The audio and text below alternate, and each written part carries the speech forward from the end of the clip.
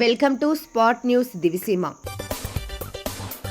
లోక్సభలో మహాత్మా గాంధీ గ్రామీణ ఉపాధి హామీ పథకం పేరు మార్పునకు సంబంధించిన కేంద్రం బిల్లు.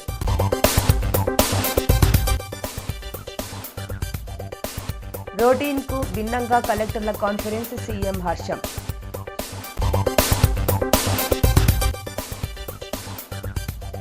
అధికారంలోకి రాగానే వారిని జైల్లో పెడతాం జగన్. లోక్సభలో మహాత్మా గాంధీ గ్రామీణ ఉపాధి హామీ పథకం పేరు మార్పునకు సంబంధించిన బిల్లును కేంద్రం ప్రవేశపెట్టింది. కాంగ్రెస్ సహా పలు విపక్ష పార్టీలు ఈ బిల్లును వ్యతిరేకిస్తూ నిరసనలు తెలిపిస్తున్నప్పటికీ లోక్సభ ఈ బిల్లుకు ఆమోదం తెలిపింది. ఈ పరిణామంతో రేపటికి లోక్సభ వాయిదా పడింది.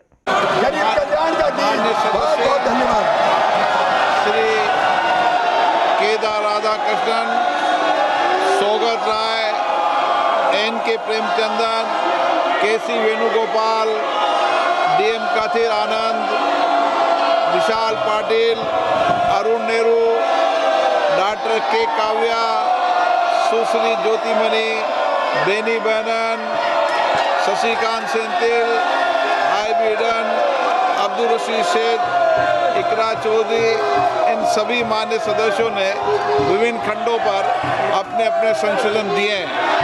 अगर वे प्रस्तुत करना चाहते हैं तो अपनी सीट पर चला जाए, अन्यथा मैं सभी खंडों को एक साथ ले रहा हूं. विधेयक पर विचार करने हेतु प्रस्ताव स्वीकृत किया जाए. जो सदस्य इसके पक्ष में आ गए हैं, जो सदस्य विरोध में ना गए, मेरे विचार में निर्णय हाँ वालों के पक्षवा विधेयक पर विचार करने हेतु प्रस्ताव को स्वीकृत किया. अब सभा विधेयक पर खंडवार विचार करेगी. प्रश्न ये कि खंड 2 से 37 विधेयकांग बने.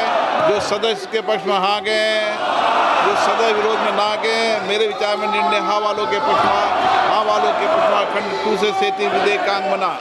प्रश्न ये है कि पहली और दूसरी अनुसूची विधेयकांग बने. जो सदस्य के पक्ष में हाँ गए, जो सदस्य विरोध में ना गए, मेरे विचार में निर्णय हाँ वालों के पक्षवा अनुसूचित पहली और दूसरी विधेयकांग बनी. प्रश्न ये कि खंड 1 अधिनियम शुद्ध उद्देशिका और विधेयक का पूरा नाम विधेयकांग बने. जो सदस्य के पक्ष में हाँ गए, जो सदस्य विरोध में ना गए, मेरे विचार में निर्णय हाँ वालों के पक्षवा खंड 1 अधिनियम शुद्ध उद्देशिका विधेयक का पूरा नाम बने. मंत्री जी प्रस्ताव करें कि विधेयक को पारित किया जाए. माननीय अध्यक्ष महोदय, मैं प्रस्ताव करता हूं कि इस विधेयक को सभा द्वारा पारित किया जाए. प्रश्न है कि विधेयक को पारित किया जाए. जो सदस्य के पक्ष में हाँ गए, जो सदस्य विरोध में ना गए, मेरे विचार में निर्णय हाँ वालों के पक्षवा प्रस्ताव स्वीकृत हुआ, विधेयक पारित हुआ. सभा की कार्रवाई कल शुक्रवार दिनांक 19 दिसंबर 2025 को प्राप्त 11 बजे तक. 5వ కలెక్టర్ల కాన్ఫరెన్స్లో ముఖ్యమంత్రి చంద్రబాబు నాయుడు కొత్త విధానాన్ని అవలంబించారు. వివిధ జిల్లాల్లో కలెక్టర్లు అమలు చేస్తున్న బెస్ట్ ప్రాక్టీసెస్ను ఆయా జిల్లాల కలెక్టర్లతోనే సీఎం ప్రజెంటేషన్ ఇప్పించారు. 6 జిల్లాల కలెక్టర్లు ప్రదర్శించిన బెస్ట్ ప్రాక్టీసెస్ను రాష్ట్ర వ్యాప్తంగా అమలు చేయాలని ముఖ్యమంత్రి ఆదేశాలు జారీ చేశారు. జిల్లాల కలెక్టర్లు ప్రదర్శించిన కొన్ని ప్రాజెక్టులు దేశానికి ఆదర్శంగా ఉన్నాయంటూ కితాబునిచ్చారు. రొటీన్గా కాకుండా ప్రజలకు ఉపయోగపడేలా కలెక్టర్ల కాన్ఫరెన్స్లో చర్చ జరిగినందుకు ఆనందంగా ఉందన్నారు. కలెక్టర్స్ కాన్ఫరెన్స్కి అందరిని అడిగాం. వచ్చిన దాంట్లో 6 సెలెక్ట్ చేశాం. ఇప్పుడు ఈ సెలెక్ట్ చేసిన దాంట్లో కూడా మీరు చూస్తే సూపర్ 50, ఎఫ్ఎల్ఎన్, ముస్తాబు, మాండేవ్ నుంచి, పాడేరు నుంచి, అది ఏలూరు నుంచి మార్పు, this is very good thing. Then ఇక్కడికి వచ్చినప్పుడు champion farmer, this is the solution, how to improve. And also Kadapa smart kitchen. అదే సమయంలో Anantapur biggest problem revenue records. నాకు ఒక ఛాలెంజ్గా ఉండేది 22A రికార్డ్స్ అని ట్యాంపర్ చేయడం చాలా ప్రాబ్లం ఉంది. ఈ 6 వచ్చాయి. ఈ 6 కూడా it has come out of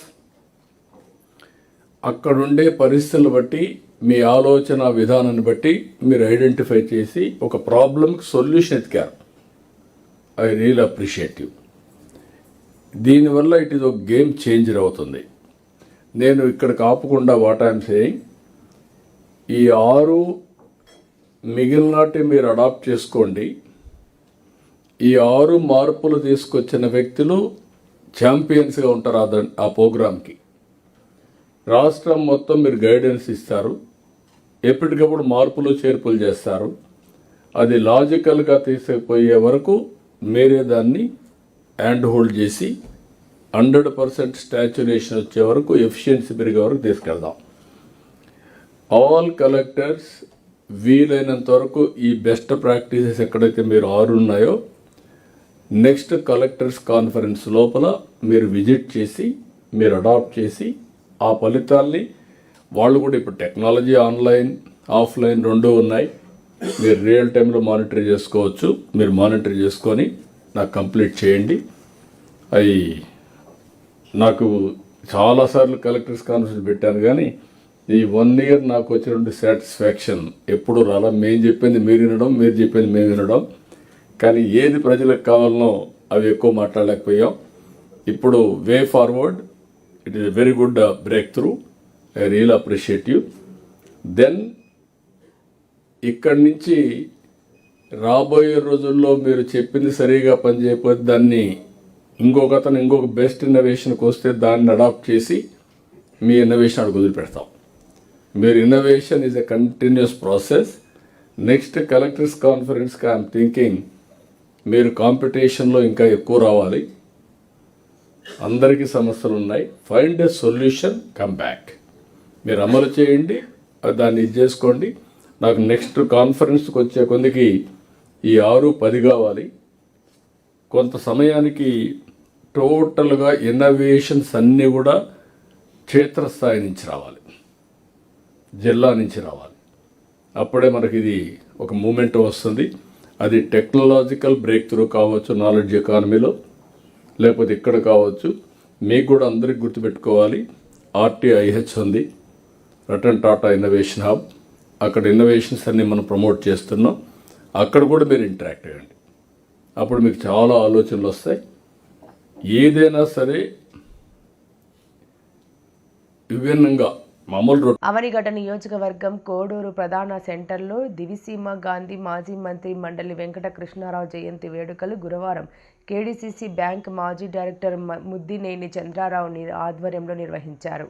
ఈ సందర్భంగా చంద్రరావు మాట్లాడుతూ ఆగస్టు 4 నుంచి 365 రోజులు నిర్విరామంగా కృష్ణారావు శత జయంతి వేడుకలు కొనసాగుతున్నాయని, కోడూరు మండలంలోని కాక అవనిగడ్డ నియోజకవర్గంలోని అన్ని మండలాలలో శత జయంతి వేడుకలు కొనసాగుతున్నాయని అన్నారు. ఈ కార్యక్రమంలో కోడూరు మండల జనసేన పార్టీ నాయకులు, కార్యకర్తలు, ఆటో యూనియన్ సభ్యులు పాల్గొన్నారు. ఆగస్టు 4వ తారీఖు నుంచి మళ్ళీ ఆగస్టు 4వ తారీఖు వరకు విజయోత్సవాలు జరుగుతున్నాయి. ఈ ఉత్సవాలు కూడా 6 మండలాల్లో కూడా ఘనంగా జరుగుతున్నాయి. కొన్ని పంచాయతీల్లోనూ, కొన్ని మండలాల్లో కూడా, కొన్ని దేశాల్లో, కొన్ని రాష్ట్రాల్లో, ఇతర దేశాల్లో కూడా బాగా జరుగుతున్నాయి. మరి ఆయన ఆ రోజు చేసిన సేవలే ఈరోజు ఆయన బతికున్నట్టుగా, సత్యమైనా సరే బతికున్నట్టుగా వాళ్ళందరూ కూడా ఆయన కొలుసుకుంటున్నారు. మరి ఆ రోజు మళ్ళీ వెంకటకృష్ణారావు గారు తెలుగు భాషని అమెరికా దాకా తీసుకెళ్ళి స్టార్ట్ చేసి మనకి ఎవరైనా మళ్ళీ వెంకటకృష్ణారావు గారు. మరి తెలుగు అంటే ఏంటంటే అమ్మ అనే దాంట్లో అక్షరంతోనే తెలుగు పడుతుంది. ఆ తెలుగును మర్చిపోవద్దురా బాబు అని దేశాన్ని స్టార్ట్ చెప్పిన మహానీయుడు ఎవడంటే మళ్ళీ వెంకటకృష్ణారావు గారు. ఆయన కూడా ఈ శత జయంతి ఉత్సవాలు ఈ 360 రోజులు కూడా బ్రహ్మాండంగా చేయాలని మీ అందరికీ చెబుతూ సెలవు తీసుకుంటాం. ఆంధ్రప్రదేశ్లో మెడికల్ కాలేజీలను ప్రైవేటీకరణ చేసేవారిని తాము అధికారంలోకి వచ్చిన 2 నెలల్లోనే జైల్లో పెడతామని మాజీ సీఎం జగన్మోహన్ రెడ్డి హెచ్చరించారు. మెడికల్ కాలేజీలను ప్రైవేటు పరం చేయడం, అప్పగించడం ఒక పెద్ద స్కామ్ అని ఆయన ఆరోపించారు. ఈ అంశంపై కోటి సంతకాలతో కూడిన అఫిడవిట్ను కోర్టులో దాఖలు చేస్తామని, చంద్రబాబు గట్టి గుణపాఠం చెబుతామని ఆయన వ్యాఖ్యానించారు. అని చెప్పి ఏకంగా ముఖ్యమంత్రి పదవి నుంచి ఆయన రాజీనామా చేయాల్సి వచ్చింది. ప్రైవేట్ మెడికల్ కాలేజ్ అండి, ప్రైవేట్ మెడికల్ కాలేజ్ ఇచ్చిన రాజీనామా చేయాల్సి వచ్చింది. నాకు అప్పుడు నేను చాలా చిన్నపిల్లోని, అప్పుడే నేను అనుకుంటా ఉంటే ఒక ప్రైవేట్ ఒక కాలేజు, ఈరోజు ఈయనకు సిగ్గు లేదు, ఇంకొకటి లేదు, ఏకంగా లెఫ్ట్ రైట్ సెంటర్ గవర్నమెంట్ ఆస్తులను నేను ఇచ్చేస్తున్నాను అని చెప్పి స్కాములు చేయడానికి ఏమాత్రం వెనకడుగు వేయడంలా. ఇచ్చేసే కార్యక్రమం చెనిక్కాయలకు బెల్లాలకు ఇచ్చేయడమే కాకుండా స్కాముల్లో ఇంకా అన్నిటికన్నా దారుణమైన స్కామ్ ఏమిటో తెలుసా?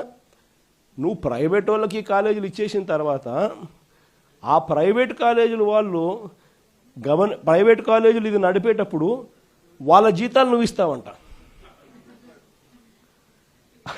అది ఇంకా పెద్ద స్కాము. నువ్వు ప్రైవేట్ వానికి ఇచ్చేసిన తర్వాత ఆ private college private teaching hospital వాళ్ళు నడిపేటప్పుడు వాళ్ళ జీతాలు గవర్నమెంట్ ఇస్తుందంట. అంటే నెలకు ఒక్కొక్క కాలేజీలో కనీసం 5 కోట్లు జీతం మినిమం. అంటే నెలకు సంవత్సరానికి ఒక్కొక్క కాలేజీకి 60 కోట్లు, 2 ఏళ్ల పాటు కనీసం అంటే 120 కోట్లు ఒక్కొక్క కాలేజీకి ఎదురు వస్తుందన్నట. చెనిక్కాయలకు బెల్లాలకు ఈయన మనిషికి కాలేజీలు కట్టబెట్టడమే కాకుండా మళ్ళా ఎదురు 120 కోట్ల రూపాయలు ఎదురిస్తున్నాడు.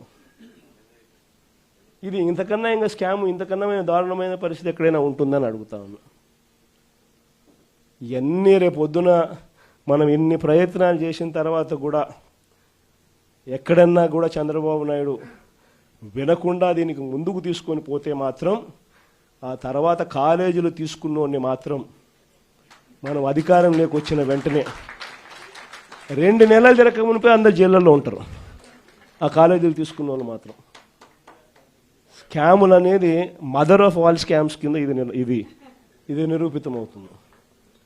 అంతటి దారుణంగా ప్రజలకు నష్టం జరుగుతుందని కనిపిస్తూ ఉన్నా కూడా ప్రజలు దీనివల్ల ఉచితంగా వైద్యం పొందే అవకాశం పోతుందని తెలిసినా కూడా మన పిల్లలకు తక్కువ ధరలకే, ప్రైవేట్ కన్నా చాలా తక్కువ ధరకే మన పిల్లలకు మెడికల్ కాలేజీలలో సీట్లు వచ్చి చదువులు అందుబాటులో ఉంటాయని తెలిసినా కూడా ఏమాత్రం ఖాతరు చేయకుండా చంద్రబాబు చేస్తూ ఉన్న ఈ తీరుకు చంద్రబాబు నాయుడుకు గట్టి గుణపాఠం మాత్రం ఖచ్చితంగా తగులుతుంది. మరి ముఖ్యంగా ఈ విషయాలన్నీ చెప్పడానికి మిమ్మల్ని అందరికీ మీ ద్వారా ప్రతి కార్యకర్తకు ప్రతి గ్రామంలోనూ కూడా అభినందనలు కూడా తెలియజేయడం కోసం అని చెప్పి మిమ్మల్ని అందరినీ కూడా ఆహ్వానించడం జరిగింది. గవర్నర్ గారి దగ్గరికి పోయే కార్యక్రమం ఏదైతే ఉందో అందరినీ వాళ్ళు పర్మిషన్ అయితే ఇవ్వలేరు కాబట్టి 40 మందికి మాత్రమే వాళ్ళు పర్మిషన్లు ఇచ్చినారు. సో 40 మంది జిల్లా అధ్యక్షులు, ఎమ్మెల్యేలు, ఎంపీలు వీళ్ళే వాటికి సరిపోతుంది. కానీ పోయే ముందు అందరం కూడా అంబేద్కర్ గారి విగ్రహానికి ఒకసారి ఆయన విగ్రహం దగ్గరికి పోయి ఆయన దగ్గరికి పోయి జరుగుతూ ఉన్న అన్యాయాన్ని అంబేద్కర్ గారి పాదాల చెంతనో అంబేద్కర్ గారి విగ్రహం దగ్గరనో వాళ్ళు ఎంత దూరం పంపిస్తారో నాకు తెలియదు. వాళ్ళు అనకాపల్లి నుండి తిరుపతి పాదయాత్రతో బయలుదేరిన గోవిందలు ఏలూరుకు చేరగానే గౌరీ సంఘం సభ్యులు ఘనంగా సత్కరించారు. 7వ తేదీ ఆదివారం ప్రారంభమైన పాదయాత్ర 16వ తేదీ మంగళవారం సాయంత్రం దెందులూరు శివారు ఏలూరు సమీపంలో దుర్గా గుడి వద్దకు చేరింది. అక్కడ నుండే వీరికి పట్టణ గౌరీ సేవా సంఘం సభ్యులు సుస్వాగతం చెబుతూ దండలతో సత్కరించారు.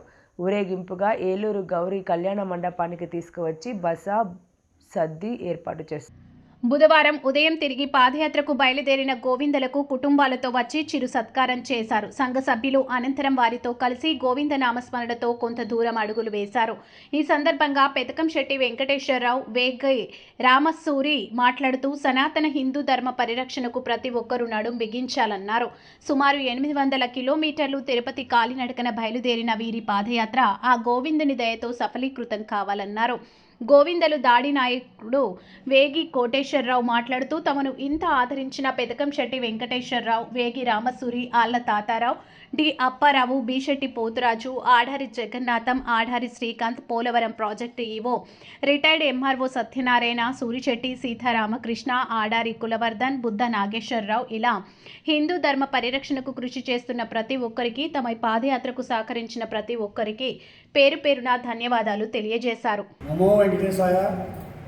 ఈరోజు అంటే నిన్న మంగళవారం మేము అనకాపల్లి నుంచి బయలుదేరిన గోవింద స్వాములకు, వైజాగ్ అనకాపల్లి నుండి బయలుదేరిన గోవింద స్వాములకు నిన్న మంగళవారం దెందులూరు చేరుకోగానే మన ఏలూరు గౌరీ సంఘం పెద్దలు, చిన్నలు అందరూ కూడా మాకు ఆహ్వానం పలికి అక్కడ దుర్గమ్మదేవి టెంపుల్లో కూర్చోబెట్టి అక్కడ భిక్ష ఏర్పాటు చేసి అక్కడ భిక్ష పెట్టి మళ్ళీ సాయంత్రం ఏలూరు చేరుకోగానే మన గౌరవ కుటుంబ సభ్యులు అందరూ కూడా ప్రతి ఒక్కరు కూడా విచ్చేసి మా ఆహ్వానం పలికి మమ్మల్ని సత్కరించి వారందరూ కూడా మన గౌరీ కళ్యాణం కూడా తీసుకురావడం జరిగింది. అయితే ఈ హిందూ ధర్మం గురించి ప్రతి ఒక్కరు కూడా నడుము బిగించాలి. అంటే గోవింద స్వాములు పాదయాత్ర చేస్తున్నాం అనగానే వాళ్ళు ఎంతో ఆనందం, వాళ్ళలో ఎంతో ఆనందం, వాళ్ళు ఎలా ప్రోత్సహిస్తూ ఉంటే మాలో ఎంతో ఆనందం. ఎందుకంటే ఈ పాదయాత్రను చూసి ఇంకా 10 మంది పాదయాత్రకు బయలుదేరుతారు. ఇలా మన గోవిందులు ఎంతమంది అయినా కాదు, వేల మందిలో మన గోవిందులు తయారవుతారు. తయారైన భక్తులందరినీ కూడా ఇలాగే అందరూ కూడా ఆదరించి ఈ కార్యక్రమాలు ముందుకు తీసుకెళ్ళమని మన ఏలూరు మన గౌరవ కుటుంబీకులందరినీ కూడా నేను ప్రార్థిస్తున్నాను. ఎందుకంటే మనమే కాదు, మన పేరు ప్రఖ్యాతులు, మన గౌరవ పేరు ప్రఖ్యాతులు బయటికి వెళ్ళాలంటే ఇలాంటి కార్యక్రమాలు చేస్తే ఎంతో ముందుకెళ్తాయి. అందరూ కూడా మీరందరూ కూడా రాత్రి నిన్నటి నుంచి కూడా మాకు సహకరించి మమ్మల్ని అన్ని విధాలా ఆదుకుని ఇంత ముందుకు తీసుకొస్తున్నందుకు మీకు పేరున కూడా ప్రతి ఒక్కరికి కూడా నేను ధన్యవాదాలు తెలియజేస్తున్నాం. ఎందుకంటే మాలో మీరు చేసిన సేవ మాకు ఎంతో ఆనందం అనిపించింది. ఎందుకంటే నిన్నటి నుంచి కూడా మమ్మల్ని వదలకుండా మాతో ఉండి ఇంత కార్యక్రమం చేసినందుకు ప్రతి ఒక్కరికి కూడా పేరున నేను ధన్యవాదాలు తెలియజేస్తున్నాను. అలాగే ఆ శ్రీనివాసుడు అలివేలు మంగ సమేత మీరందరికీ కూడా ఆ స్వామి ఆశీస్సులు ఎప్పుడూ ఉండాలని, ధనధాన్యాలతో మీరు ఎప్పుడూ కూడా ఉండి ఇలా పాదయాత్రపై వచ్చే భక్తుల్ని ఆదుకొని మన గౌరవ కుటుంబంలో మన గౌరవ కమ్యూనిటీలో కూర్చోబెట్టి చేస్తూ ఉంటే ఎంతో పేరు ప్రఖ్యాతులు మనకి పెరుగుతాయి. ఆ పెరిగే ప్రఖ్యాతులు మనందరికీ చెందుతాయి. కాబట్టి ప్రతి ఒక్కరిని కూడా కోరుకునేది ఒకటే, ఈ భక్తులు ఎవరు వచ్చినా సరే మీరు ముందుండి నడిపించి మన పెద్దలందరూ సహాయ సహకారాలతో మీరు చేసిన సహాయ సహకారాలు మరువలేనండి. ఎందుకంటే మన గౌరవ కులస్తుల్లో ఇంత కార్యక్రమం చేసినందుకు ప్రతి ఒక్కరికి కూడా నేను పేరున ధన్యవాదాలు తెలియజేస్తూ దాని నాయుడు అనకాపల్లి. కూటమి ప్రభుత్వంలో రైతులకు ఎటువంటి ఇబ్బంది కలగకుండా ముఖ్యమంత్రి చంద్రబాబు నాయుడు, ఉప ముఖ్యమంత్రి పవన్ కళ్యాణ్లు వారి ఆలోచనలతో రైతులకు అండదండలుగా ఉంటున్నారని ఎమ్మెల్యే పంతం నానాజీ పేర్కొన్నారు. కాకినాడ రూరల్ మండలం పండూరు గ్రామంలో గల సొసైటీ వద్ద రైతులకు యూరియా బస్తాలను సొసైటీ అధ్యక్షులు చిలుకూరి రామ్ కుమార్ ఆధ్వర్యంలో పంపిణీ చేశారు.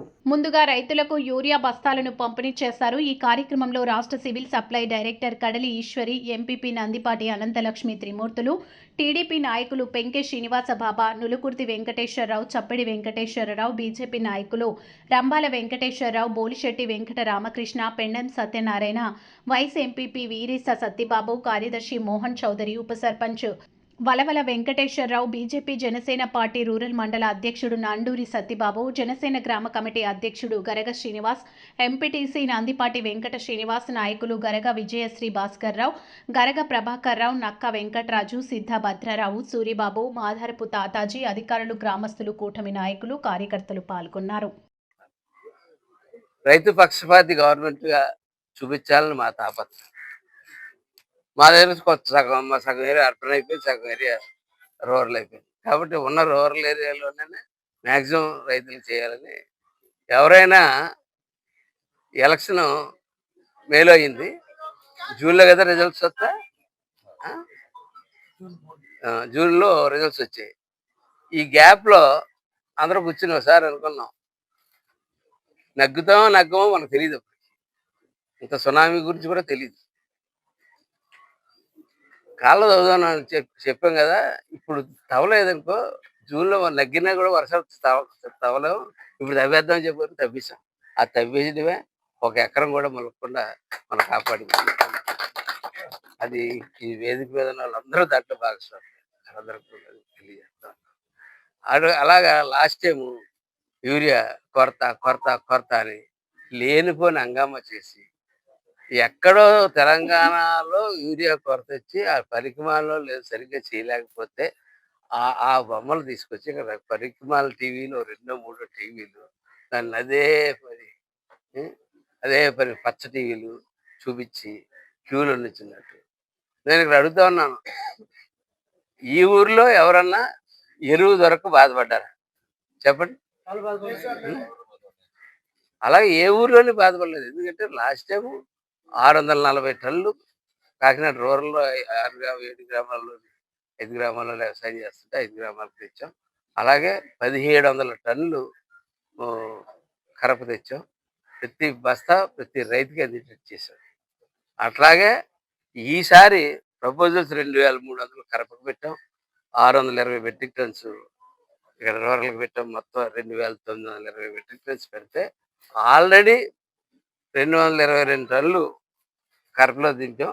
40 టన్నులు ఇక్కడ దింపాం. ఇప్పుడే స్టార్ట్ అవుతుంది కాబట్టి ఇవాళ రేకు వస్తూ ఉంది. రేకు వస్తే ఇక్కడ 160 టన్నులు మళ్ళీ కాకినాడ రోడ్లో దిగుతుంది. మిగిలిన బ్యాలెన్స్ టన్ను అక్కడ దిగుతుందండి. 560 టన్నులు కరపలో దిగబోతా ఉంది. ఎరువు గురించి ఎవరు బాధపడక్కర్లేదు. నెక్స్ట్ ఈ కార్డు ఎందుకు పెట్టారు? మామూలుగా సొసైటీ ఉంటుంది కదా, ఆర్కే సెంటర్ ఉంటుంది కదా, అందులో ఇచ్చేయచ్చు కదా. మళ్ళీ ఇన్ని ప్రొసీజర్ లేదు. ఇది మీ క్షేమం కోసం, మీ అందరి క్షేమం కోసం పెట్టారు. ఎందుకంటే ఎకరానికి ఎవరిని అడిగినా తెలుస్తుంది. భూమిని బట్టి 2.5 నుంచి 3 దాకా బస్తాలు అవసరం అవుతుంది. అంతకు మించి పట్టుకెళ్ళాడంటే దేని గురించి పట్టుకెళ్ళినట్టు లెక్క? బ్లాక్ అంటే వ్యవసాయానికి కాకుండా యూరియాని చాలా రకాలుగా వాడుకోవచ్చు. చాలా రకాలుగా 100 రకాలుగా వాడుకోవచ్చు యూరియా. ఈ సబ్సిడీ రేటు మీద వచ్చి యూరియాని ఇందులో కూడా వాడుతున్నారు. అదే అన్ని రకాలుగానే వాడుకోవచ్చు. దాన్ని రైతుల గురించి అని చెప్పి 1700 రూపాయలు సబ్సిడీ ఇచ్చి రైతుల గురించి అని చెప్పిస్తున్న దాన్ని తీసుకెళ్ళి ఎవడిష్టం వచ్చేటాడు పట్టుకెళ్ళిపోతా. అలాగే కూటమి నాయకులు పేరున నమస్కారాలు. మీ అందరికి కూడా నా నమస్కారాలు. చాలా సంతోషం, నానాజీ గారు మా ఎమ్మెల్యే గారు మొదటిసారి మా PACS కి రావడం. ముఖ్యంగా ఈరోజు ఏదైతే ప్రభుత్వం, మన రాష్ట్ర ప్రభుత్వం ఈ ఫర్టిలైజర్స్ ఏదైతే పంపిణీ చేస్తుందో ఆ కార్యక్రమానికి విచ్చేశారు. ఈ యూరియా మనకి బస్తా 2200 అయితే రైతులకి 267 రూపాయలకి ఇవ్వడం జరుగుతుంది. మన ఎమ్మెల్యే గారు చెప్పినట్టు ఒక క్రమ పద్ధతిలో కార్డులు ఇవ్వడం జరిగింది. దగ్గర 153 కార్డులు పంపిణీ చేయడం జరిగింది. వార్తలు ముగించే ముందు ముఖ్యాంశాలు మరోసారి.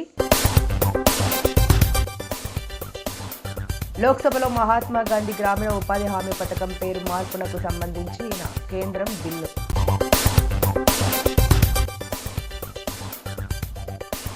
రొటీన్కు భిన్నంగా కలెక్టర్ల కాన్ఫరెన్స్, సీఎం హర్షం.